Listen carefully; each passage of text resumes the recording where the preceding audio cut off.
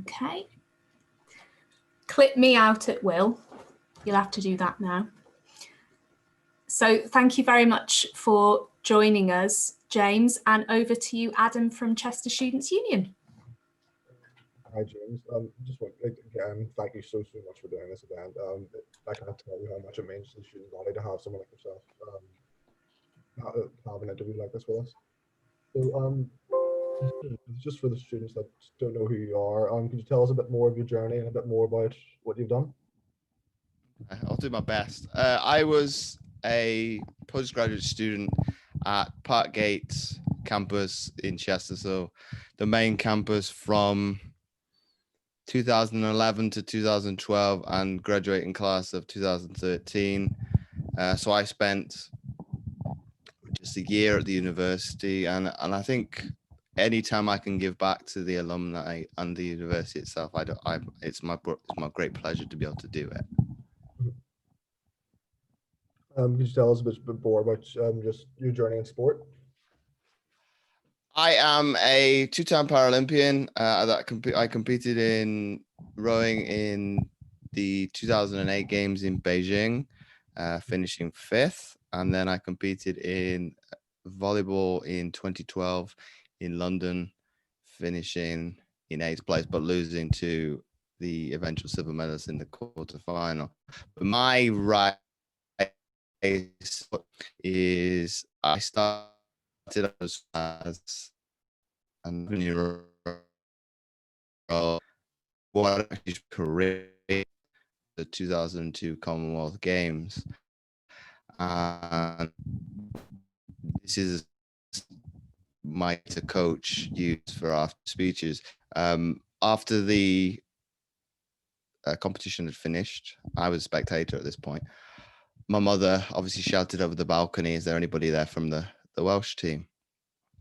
And I'll cut the story short.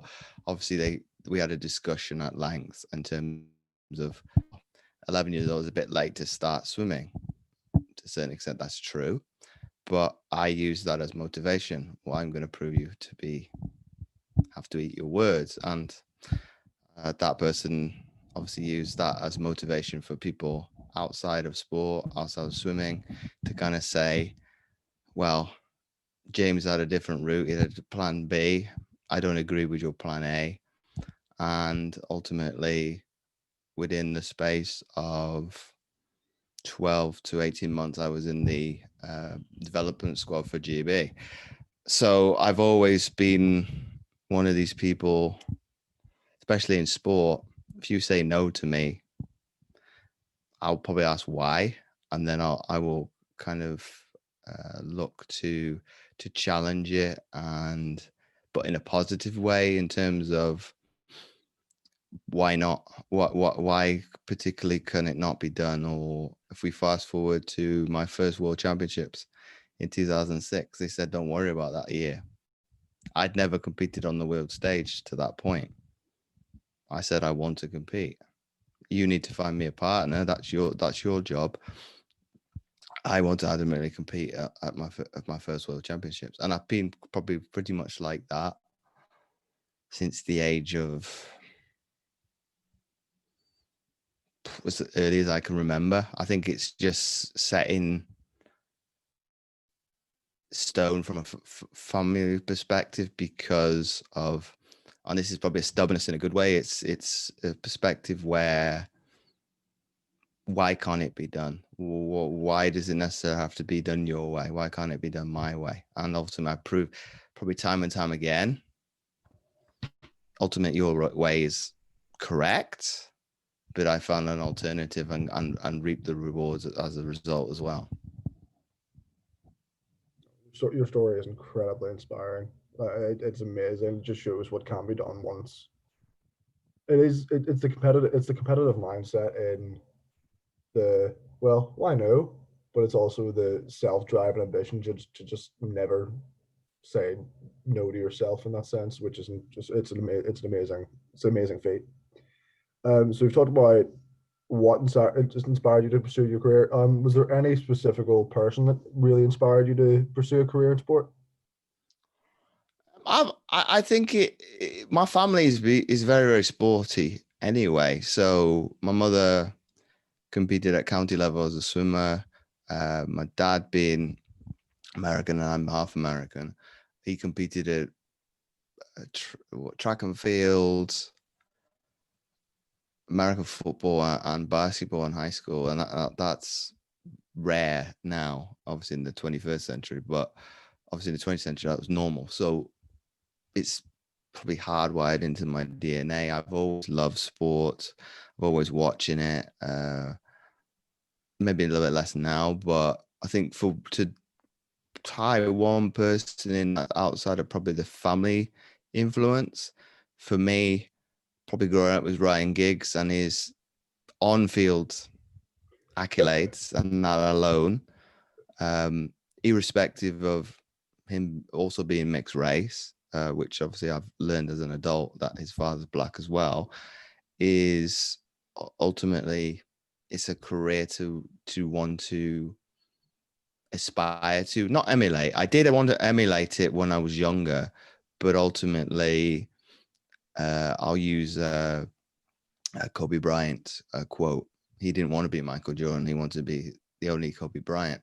And I think people need to take that advice, because there's no point wanting to be a carbon copy of somebody else, because ultimately that's going to diminish from yourself. And I looked at his longevity in football as, okay, you take some doing to look after yourself into your 40s and play at the highest level for so long at Manchester United, which was to still this day is my football team of choice. But you must be doing something right to be able to be so successful from the age of 19 and be there for every single thing that they've ever won, pretty much up until probably the day, obviously, he was sacked as manager. But in terms of a play, he'd won pretty much everything with that club. And if I could take anything from that, I think I molded it into myself. I probably lost sight of that towards the back end of my career. And that's maybe, if I could talk to myself at 24, 25, and me being 34 now, that would be probably my little bit of advice. It's, you need to look at your younger self, because that person was very driven, very determined, and very much hungry for everything that laid in front of me. I was not scared of the uncertainty of the future, because I didn't know any better. I didn't know any different. It's like, okay, let me just tackle it head on, learn on the fly, and see what happens, and take obviously the consequences after that.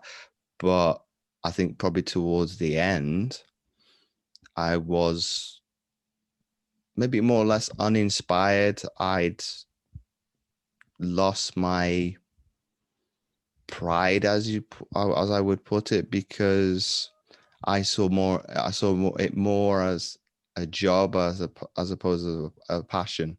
Because in the early days, we were paid a little bit, but I would have happily turned it down, and I kind of said, I'll do this for the love of it, because I like what I'm doing. I like the sport. It ultimately brings me enormous amount of satisfaction, joy, and all the things that come with it. But obviously, when we fast forward a decade later, I'd lost sight of that, and ultimately I can't turn back the clock, because those are that now I can obviously pass on, and ultimately I can learn from as, okay, yes, it is a failure in a way, but I can look back as, well, this is what you did. This is something what to not do, and ultimately look to maybe yourself as a teenager as, this is what you did. This is a little bit more proactive, and ultimately I'm still striving to probably reinvent myself in a business world, from that in sport, and looking to craft myself in a different mold in terms of there's elements of sport that I can take into business that's going to serve me better, because ultimately some of those aspects are good, because there's got to be a doggedness, there's got to be a determination, there's got to be a resilience to, even on the darkest and bad days, you're gonna have to do it anyway. And ultimately it's the same in business of rinse and repeat. You do the same things, even however mundane it is, same as a student, and repeat. You do it over and over again. And why are athletes so good at what they do is because of the countless amount of hours they put in from being a kid to becoming an adult, and they don't think twice about the skill set. It's, I've done it over and over again. And ultimately, this is where I think psychology comes into it, because you lose sight of the memory. And I've not worded this correctly. You fixate on the results. You lose sight of what is important from a memory perspective. Obviously, the result improves, the memory comes down, you forget what you're doing. You hit a certain sweet spot of a limiting belief. Thus, you kind of stop yourself in your tracks, and you start having, obviously, what everybody knows what is a downward spiral, in terms of you don't know what's happened, and ultimately, worst case scenario, you hit rock bottom, and kind of think, well, how did I get here? But ultimately, it's trying to catch that before you hit belief, and kind of maybe push back against it and kind of say, well, is that really true? And then obviously you keep going upwards spike, and obviously everybody likes that because it's nice. You talked a lot about business there. You seem to there seems to be a very similar mindset with being a pro athlete and getting into business. Well, business people say it's relatable. They like to make comparisons. I don't think sport probably would. Sport is a business, that's for sure, because it's probably more ruthless than the corporate world, because it won't think twice of cutting. Get money. If you are dead weight, it will get rid of you. I've been fortunate to probably only be on the wrong side of that maybe once or twice in a 10-year career, but I've come out the other side because of support of Disability Sport Wales, of kind of saying, well, okay, swimming has seen the US surplus to requirements. What about doing this sport? Okay, that's the first transition into rowing. I had the second one in rowing when I was what about trying volleyball, reinvent myself again. And I think if I would have been a little bit more open, I could have done it again. But I think it's taken a bit longer because I've been in the wilderness a little bit and tried to do it myself, and believe that maybe some of the sport I did it alone. I did physically have to do all the workload, but there was always been a support network behind me, either supporting me with my battles or giving me that guiding light. And I think now what I've been a little bit more open with business to be collaborative and to seek advice from people who are a bit more experienced or knowledgeable in certain fields, I'm starting to reap the rewards. And I think, yes, there is synergy between the two, because ultimately, once you come out of university, it's a ruthless place to try and get a job, because what students are lacking is experience. But if you can't get a job, you can't get the experience. So I think the modern there needs to be a little bit more resourceful is seeking out like these opportunities to work with alumni and gain experience in whatever field of study you're doing, and kind of say, well, I have this skill set, be it social media, for example. Can I help boost your business in this way? Thus, in the short term, you're doing something for free, but in the long term, you're gaining experience. And then also, if you do a good job, you've got a backing from a business, well-established business, as this person knows exactly what they're doing. I've got no problem to endorse them when they go for a job. And then obviously, then when you've got the job offer, or not the job offer, the job application, it obviously gives you a foot up, because you've got both of the tangibles. You've got the qualification and you have the experience. Thus, you're going to kind of go up the tier in terms of what they're looking for. So I think students need to look at using the skill set that they have and looking to be able to not wait for their final year or even coming to the end of their degree before going out and trying to get to seek out job opportunities. There's no reason why first year can't do it. I seek out that opportunity, and then obviously you're 2 years ahead of your peers.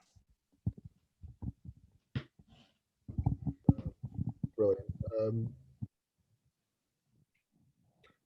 You talked a lot about your transitions between different sports and now your transitions into nutrition from sport into business. You said that the transition from sport into business has been strange, but your competitive nature and your mindset has really, really helped you with that. What was the actual physical transition between swimming to rowing and then rowing to volleyball? What was that like? They are physical one between swimming and rowing, not so bad, not so physically demanding, because there's a lot of crossovers between the two sports. And I know the two clubs might disagree with me on this, but ultimately, hear me out. Obviously, they're both cardiovascular based sports, very much heart, lungs dominant. So one might argue one's more difficult than the other. I'll leave those to bicker over. I obviously got my story to tell from that, but the only probably physical transition that was more difficult to grasp was probably rowing to volleyball, because it's a completely different dynamic to you're going from a sport that is cardio, power, speed, to something that is very explosive, and you can have a point that lasts a few seconds to maybe, I think they did a video of one of the rallies in Rio 2016. I think it was like about 3 minutes long, but they fast forwarded it. They put it in 2-speed to kind of make a point. But it is probably different aspects of it was probably challenging at times, because I had to be pulled aside and say, well, you're not really giving it your all here in volleyball, in the gym. You just enough, and just enough could probably get me to be one of the strongest in the squad. But I wasn't really testing myself, which was never in doubt when it came to rowing. I was always willing to push the boundaries. It was like, well, let's whack on some more weight and not be afraid of doing it. Whereas with volleyball, I guess because of maybe some of the inexperience of some of the athletes, is like, well, I don't really need to work that hard to be stronger than you all. But that coach got me to think differently, because ultimately, if I think like that, I let myself down, ultimately let the team down, and I don't want to let myself down, because I've got a bit of better self-worth about myself, and I had to obviously look internally and kind of say, well, you're right. And I think the squad as a result massively benefited from it, because Even one of the guys who was bigger and stronger than me physically now had competition because I was willing to be that. I was with rowing, so if you want to add on an extra 5 kilo, 10 kilo, okay, let's give it a shot. What have I got to lose? I fail this time. I just need to get stronger, and thus it brought a competitive element between the three of us at the top, because nobody wants to be outdone by somebody that's lighter than them, because it's an ego trip. It's tests the machismo, or obviously a man's ego when it comes to the gym. I could care less if he was stronger than me, but it was kind of give you like a one up. But it brought out the best in that other individual because he didn't want to be outdone. So I think physically, to answer your question, Adam, I think the difficult transition was probably the one from rowing to volleyball, as opposed to the one from swimming to rowing. It is really interesting just how the different dynamics. Like, I personally would have never thought as rowing and swimming to be the same, but now that you've explained, I suppose it's the synchronization as well as, yeah. Now that you've explained it, it does make a lot more sense. It is a really interesting story. What are the difficulties you've faced during your journey as a Paralympian? Where do we start with that one? That's a good question. What difficulties have I faced being a Paralympian? I think if we go right back to the very beginning of me as a 15-year-old starting out on the journey, and this is one of my coaches when my family was still residing in Belgium, and I don't know where the question came from. It was sprung upon me, and I think it was really out of the blue. But did it come from sincerity, or do you need to fit into a box of being, because you're disabled, you need to go and do disabled sport? I don't know. I'll give them the benefit of the doubt that it was genuine. But I think if I give a short and abridged version of my answer, is there's been a massive mental shift in terms of overall perception towards Paralympics and disability in general. And even I looked down upon Paralympic sport and disability sport when I was a kid, because it wasn't on the television. We're only going back maybe 20 years. It was only on the television for maybe an hour. And this is a 3-week major event, supposed to be, in the words of Paralympics, obviously parallel to the Olympics, so equal. 20 years ago, it was far from equal. So I think for me, it has been a humbling and eye-opening experience of probably 20 years, because it has given me so much and so many opportunities, both from a national perspective to represent my country on the highest stage, to it is open doors academically, of more so undergraduate way than postgraduate, because I did it on merit to get into to Chester. I did it based on my qualifications, and that I think sport probably was rubber stamped it, but I think with that, it's been, I think it's always a cause that I will very much support to my dying day, however old that might be, because it's something I'm so passionate about. It's like being able to give the next generation the best opportunity they can, irrespective of what stage they want to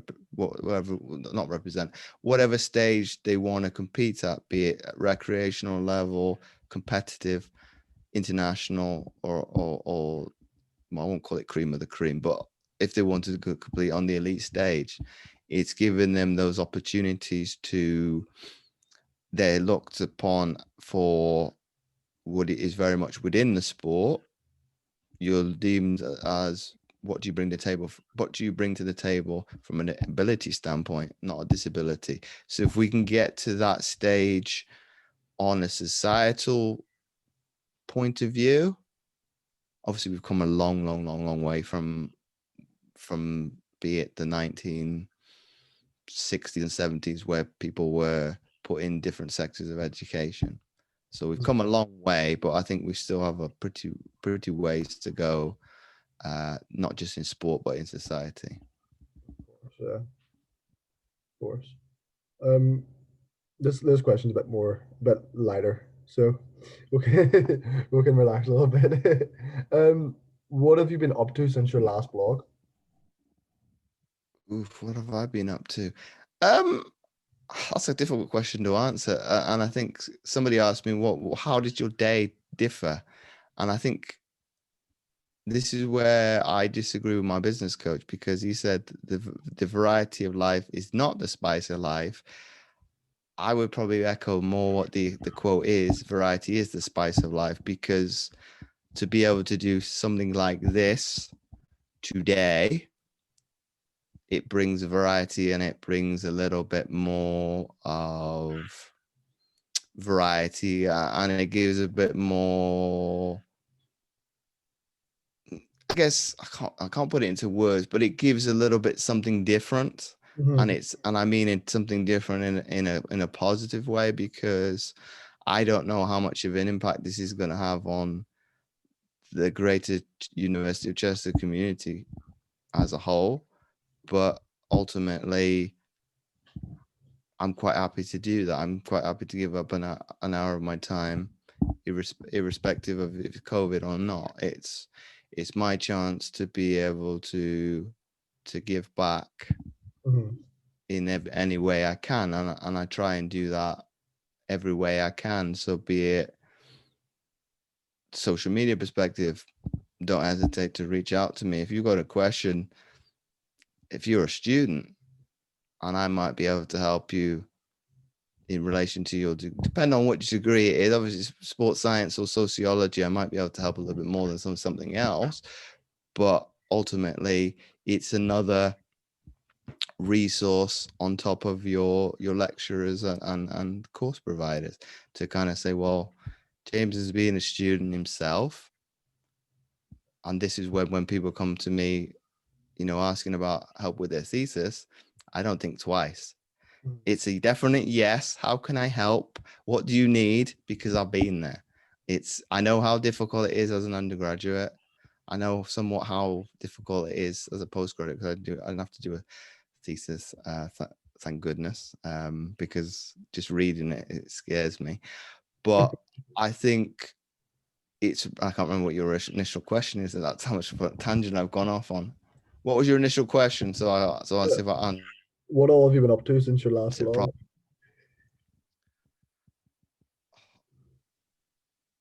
Obviously, I'm in the midst of, almost finishing a promotion of a recipe book. So I've gone right back to basis, at looking at my business as what's missing.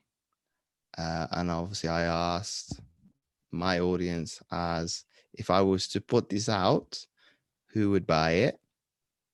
I was very skeptical. So I've had my world kind of go flips upside down and kind of blown my mind in terms of the response, as I'm very, very shocked. I was talking to the publisher this morning, as probably made more money than I thought I would, but where I had a little bit more of the James of old, of kind of the teenager athlete. Yes, I had the kind of foresight to get ahead of myself and kind of go to the end of the rainbow and kind of be, I'm lapping it up with the pot of gold here.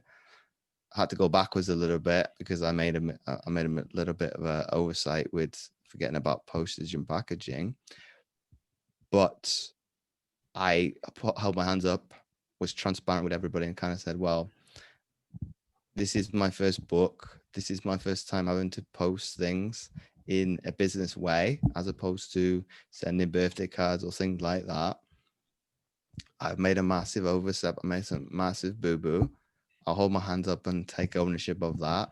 However, I'll give you a choice of, you can either pay the postage and packaging yourself to be able to get the product in your hands, or I will give you a refund and no questions asked. And to my surprise, to this point, up until before we got on the call, I think I've only had one person out of over 50 people that I've sent that to. So it has blown my mind in terms of the support people are willing to put in just to what was a concept and an idea just a month ago. In terms of, I've gone gun-ho and taken the consequences when they came. Ultimately, they're pretty big ones, because having to refund people money, it is energy just sapping and soul destroying, because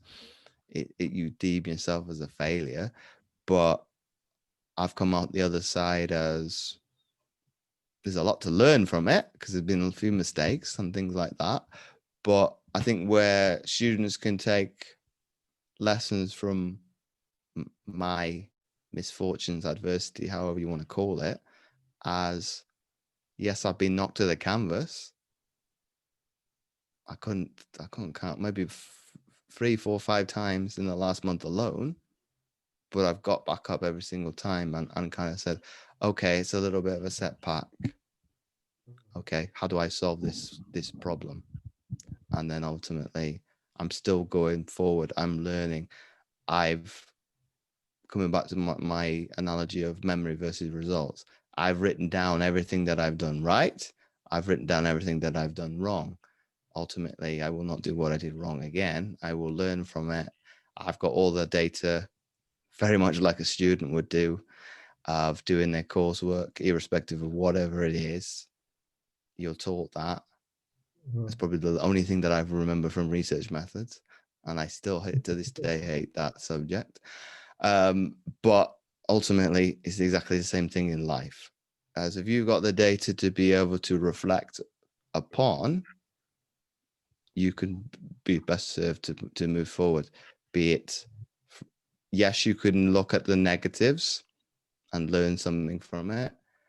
You can learn at what you could do better. And ultimately, obviously, what you did well, you can improve upon.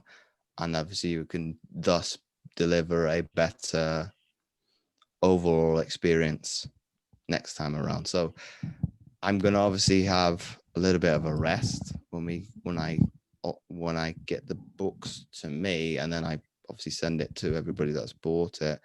I'm looking forward towards Christmas, so I can have a well-earned rest from that. But I do get excited as, yes, there will be another one. And I think, to answer your question more loosely,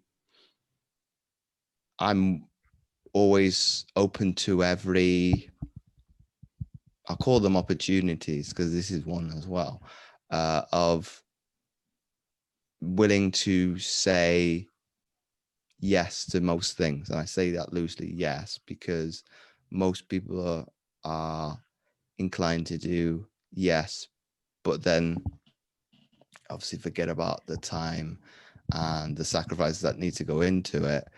But I'm looking at the bigger picture of, I looked at, well, with this one in particular, as well, yes, we could go back and reutilize an old article. Why not create some fresh content? It's current, new, it's where I'm at, and it's ultimately, it's present. Mm-hmm. Mm-hmm. It's insane the comparison that even I'm drawing from your attitude is in business. You said you're not, the canvas was 4 or 5 times, but it's the competitive drive as an athlete that you're honing, and never let it get you down and to get back up. which is something it is incredible to witness. It's really inspiring. Well, I didn't want to throw in the towel. I know family kind of say, and to give some people some perspective, it's more to do with shipping stuff and out to the United States. And yes, it was a massive oversight to not look beforehand. That's probably my naivety of being a teenager. I would have thought like that. Okay, I don't know any better. Let's keep pushing forward.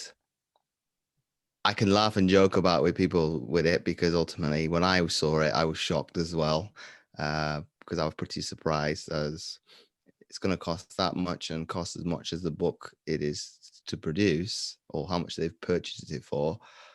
I was kind of like, okay, wow, okay. But people's willingness to, as one person put it, I hope it's worth the paper that it's written on. But he was obviously, I know him quite well, and I take that as sarcastic, as I don't take that personally. It was a joke, and he knows it's going to be a good product, because I've worked with him both ways, as he will come to me for advice, be it to do with nutrition, training, and ultimately he's a designer by trade.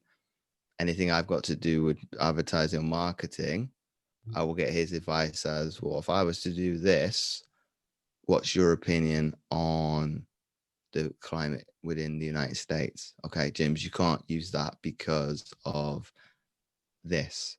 Okay, I'll take that off the table.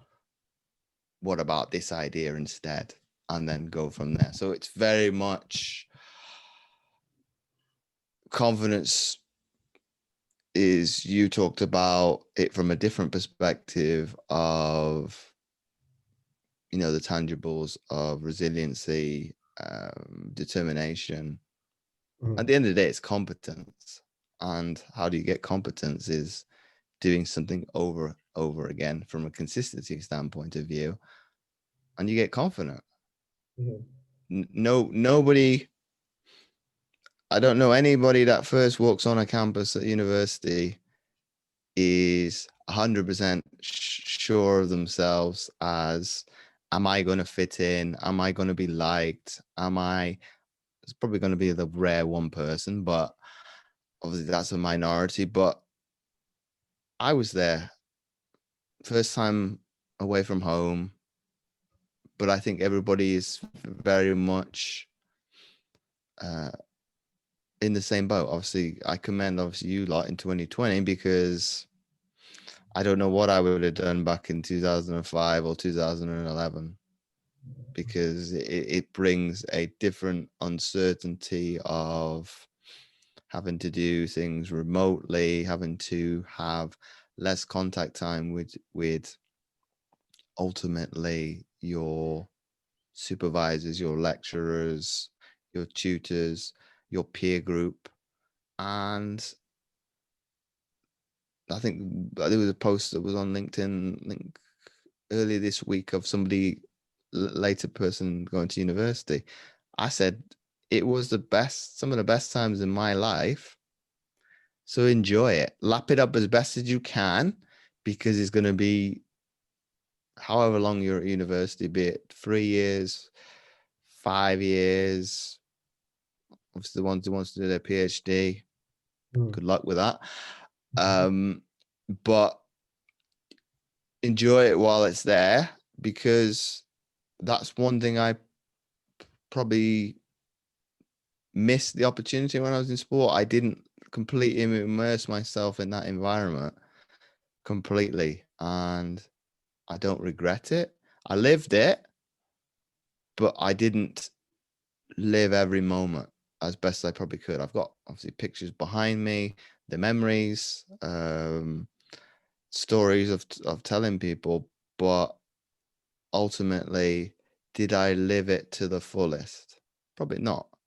As a student, I know I didn't, because there were certain sacrifices that I had to make because I was a student athlete. It was when I was in the athletic environment, athlete mode. In the classroom, student mode. Obviously, there's overlap because of my undergraduate degree in sports science. They go together. So that's one of the reasons I studied that, because I was interested in the subjects. I saw ways in which I could utilize them in the real world of putting theory into practice. And ultimately, I specialized in sports psychology. And those went both ways. What I learned in the classroom went into the sport, and what I did in sport went into my coursework and into debates and things like that. As okay, this is what would happen in theory.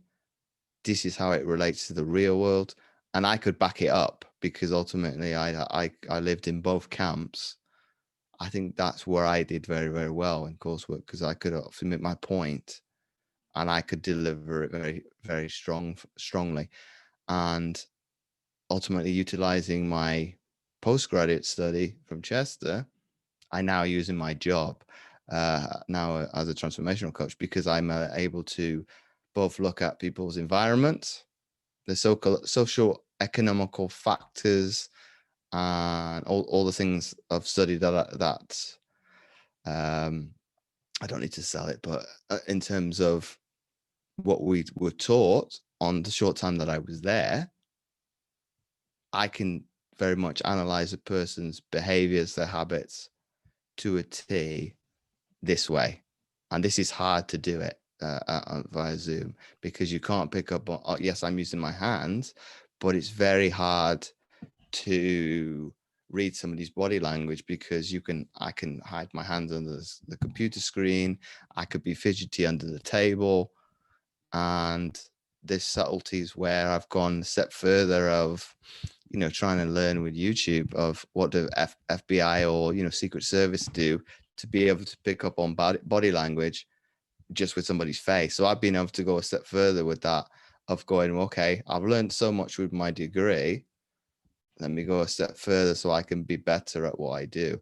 And I think with that, it's being able to obviously reinvent yourself each time. I've been probably a better version of myself, but I try and do that every day. And that's something somebody can enact right now.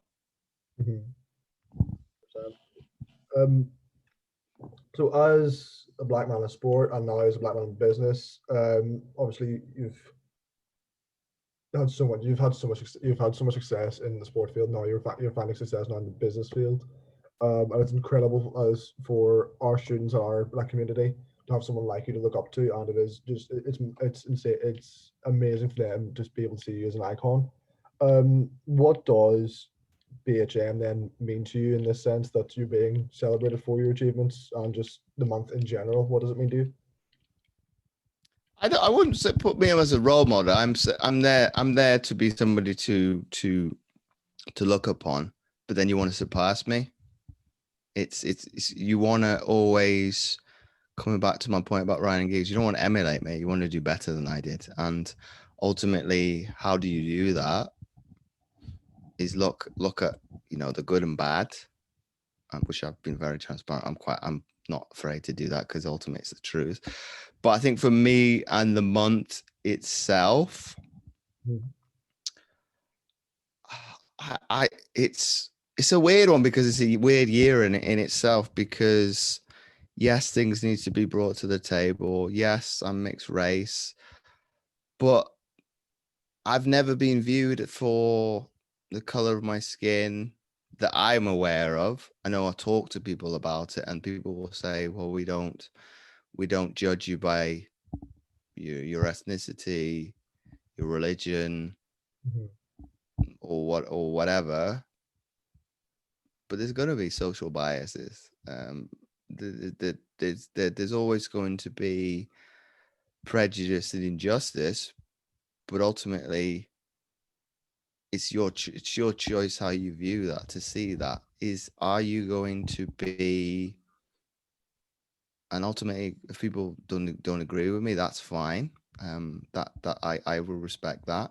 And if you challenge my my opinion, I'll praise you for that, because ultimately that's good, because that's debate.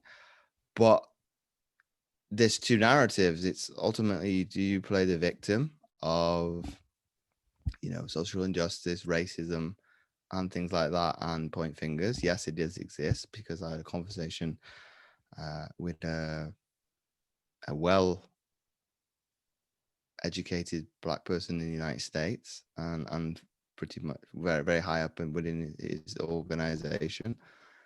And he'd gone to Boston University and Harvard Business School. So very, very bright person.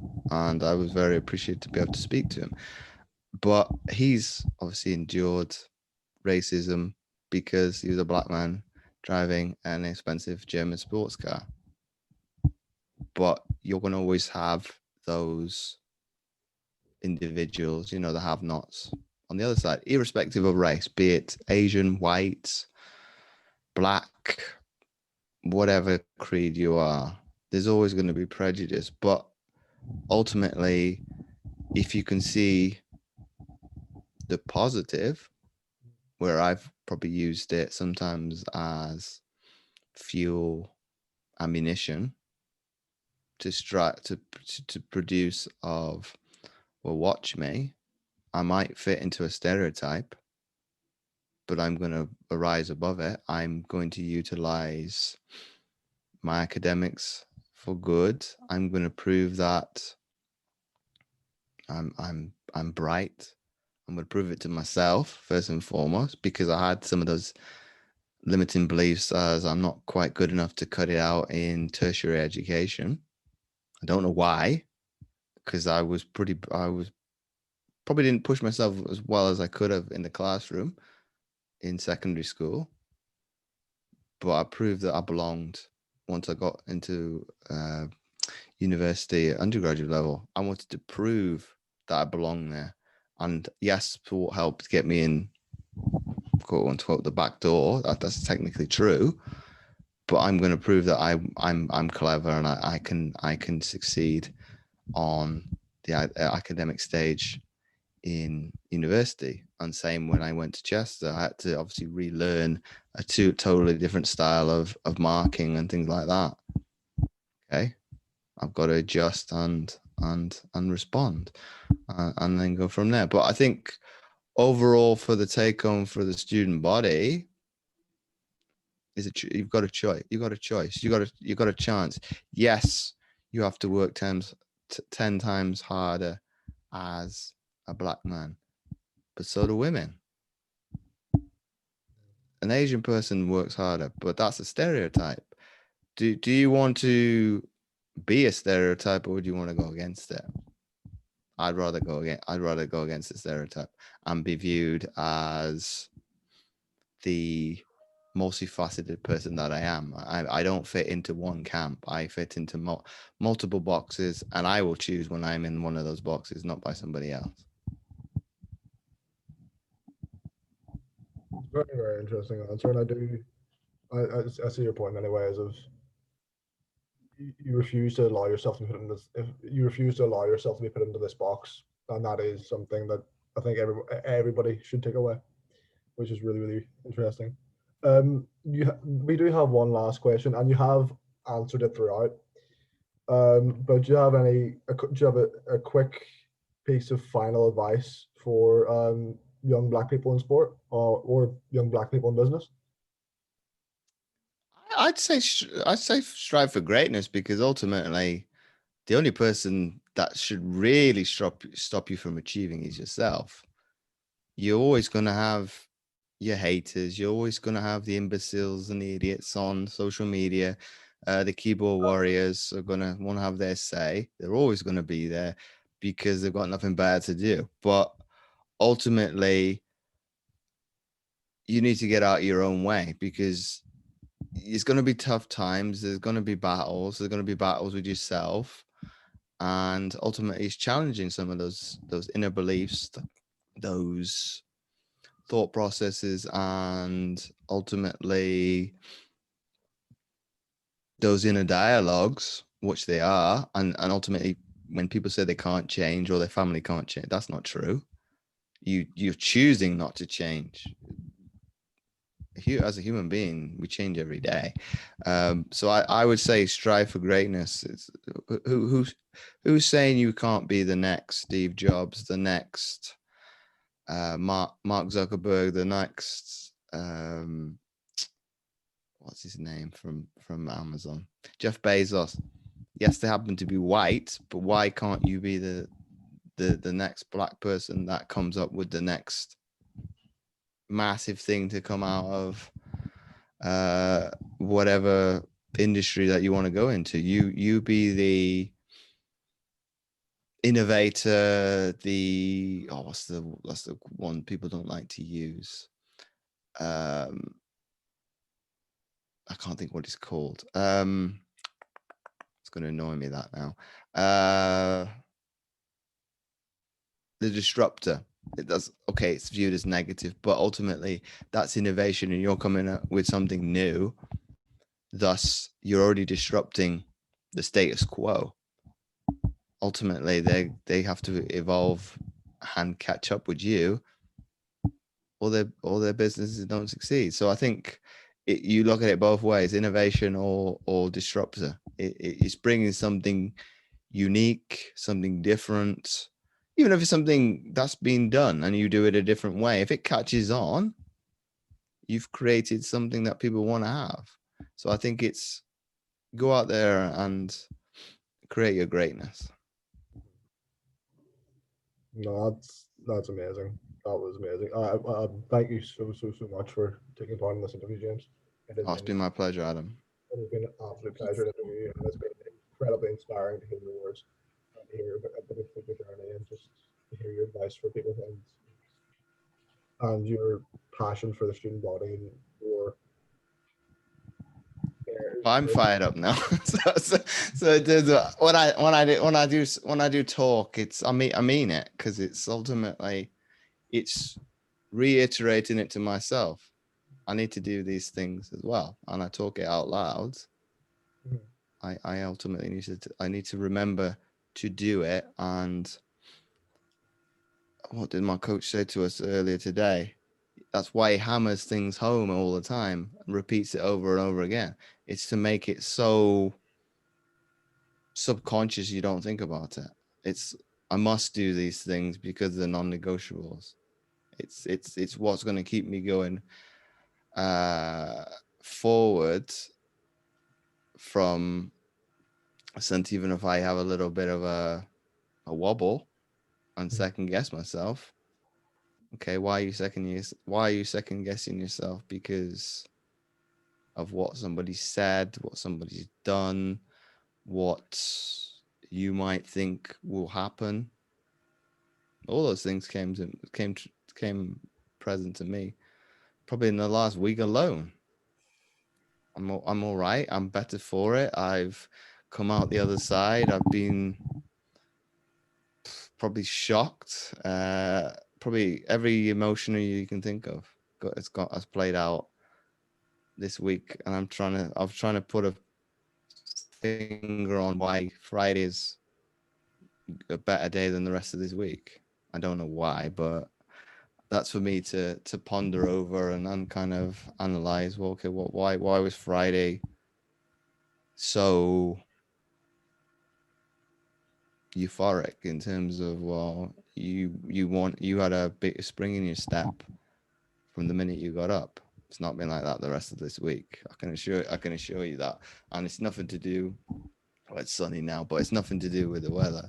It is, I guess, because I was honest and people kind of said, well, yeah, I'll put my hands up. I made a big mistake. It's a massive mistake. What do you want to do? You can pay it and then obviously get the product, because I know it's good, because I've spent weeks on it, months. And ultimately has evolved throughout that. And to kind of say, there's been, obviously, social media is difficult. I've done it different ways in content, video, written, Well, I haven't done it without a picture, but I could do it that way, but I haven't. And just play around with it. Okay, this didn't do very well because of particularly. I know why it didn't work, because I wasn't smiling. That was a family member said, you need to smile more. I can't smile because it's a concept, it's an idea. I know it doesn't exist. Thus, I can't lie to somebody's face. I can't see anybody, but I can't lie to people that I'm broadcasting to, because that's not I've got a little bit more integrity about myself. So the learning from that was, well, okay, do it in a different way, write it, refer back to that. So when people ask about it, go read that, not the video. The video I might use for funny, but I might cut it up and use it as a this is when things go massively wrong, but and use it for like sarcastic things, but I won't refer to it. It's like, no.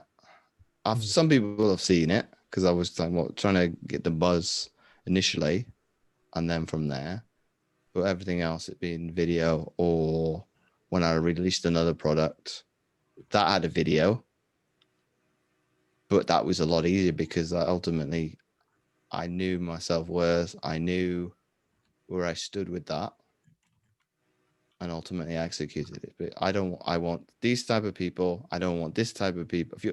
I want this type of person. If you're this type of person, you might as well stop watching now. You can watch all the way through if you want to, but I'm going to decide whether or not you work with me at the end of the day. Not you. I'm going to have more control. It's like, this is what I've done. Ball's in your court. And ultimately, I've had some success. Some it's not quite worked. So I've been honest with people. Well, what do I need to improve within it? You've done it. What needs improving? I've gone back through and emailed people a newer product that will go alongside it, but that they didn't have. That's free of charge. That's on me that you didn't have a good experience. That's yours. And then we'll see what happens. And it's making those connections a little bit more close knit. So that's probably the difference between Swansea and Chester. The main campus at Chester is small. It's homely. Swansea's campus is a lot bigger. And ultimately, where I study is on the newer campus, and I haven't been there either. But what I'm getting by that is that's what relationships is. You've got a choice. It's either that kind of relationship, or from a business sense, you do an Amazon and you sell everything. And thus that's very automated, very unhuman experience. I probably could beat Amazon's algorithm, because ultimately I look at things for a lot of different reasons, so they probably don't know what's coming. It's like, nope, I don't want that. I was looking at that for work purposes. I don't want what you're referring to. I'm never going to buy that in a million years. But that's two choices. It's finding somewhere along that, I can't even think what the word is. Not pedestal.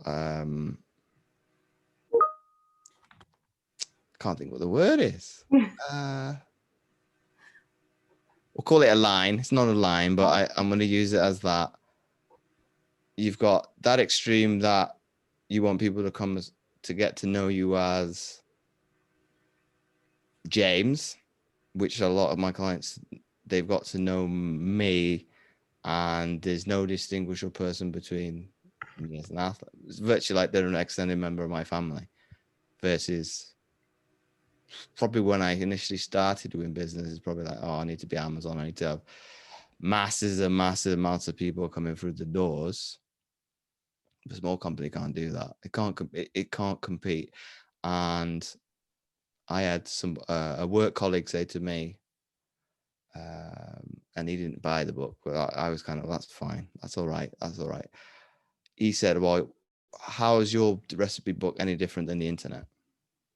How are you going to compete with the internet? I don't need to compete with the internet. I know it exists. I'm not going to compete with Google. I'm not going to even try, because I would lose, because that thing is evolving daily, if not more frequently than that. I don't need to do that. What is my unique selling point? As somebody tried to catch me out on that, it's like, well, I know what that is, so you're not going to do that. But that was somebody who I went to university with in Swansea. What's the unique selling point of your book? Me. Yeah. You ultimately spent 3 years with me, so you know those 3 years. I did another year at Chester. I did another 2 in my foundation degree at Swansea. That's 6 years of study. Most people don't care about that in the general populace. I know that. That's where some students are going to have to realize that's true. You might get applauded by the vice chancellor, etc., on the day you graduate. Outside world doesn't care. But ultimately, you have to remember what's your unique selling point to everybody is ultimately yourself.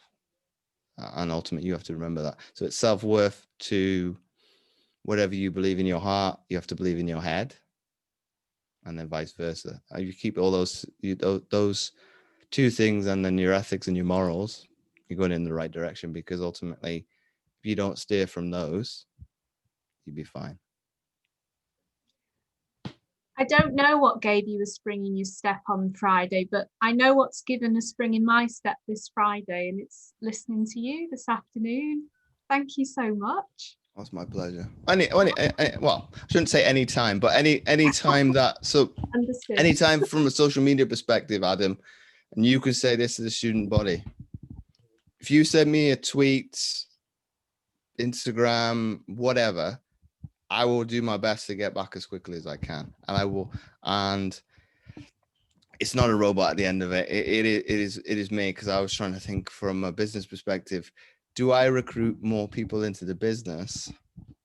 No, because ultimately they're not me. And ultimately, if you were to respond to a message, you're not going to respond in the same way as me, unless it was family. Might be able to do it closely, but I can't rely on people. And then ultimately that's what makes me unique. And I think every student needs to remember this. So make sure is you are unique in your own different ways. Yeah. Fantastic. I don't know what to say. Adam. I'll stop recording. I tell you what, I'll stop recording. Hang on. I'll stop recording.